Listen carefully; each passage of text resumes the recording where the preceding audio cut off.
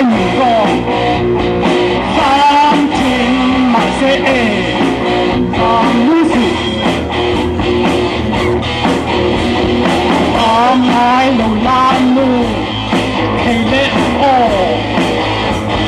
天南人哦，三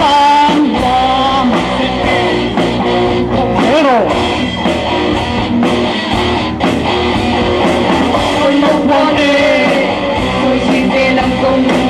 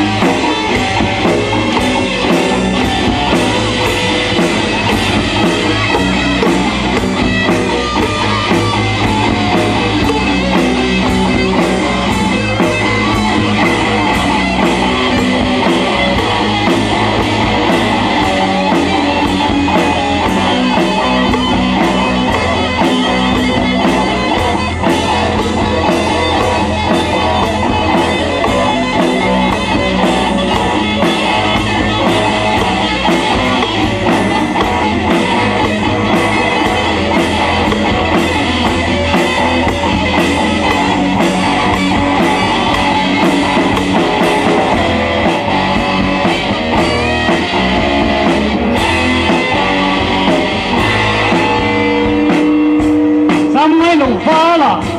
cái măng ô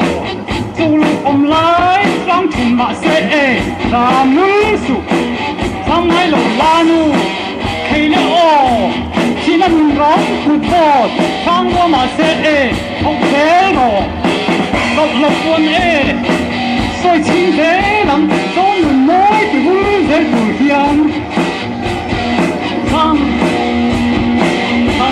hai lầu la nu la nu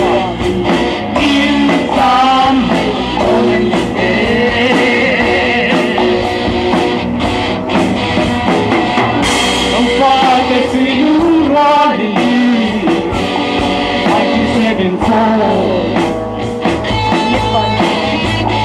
Letpanchaung lòng hé chúa ta, thân trên là trong qua, xin tham dự phương dễ mà kê, thân trong Vangpui.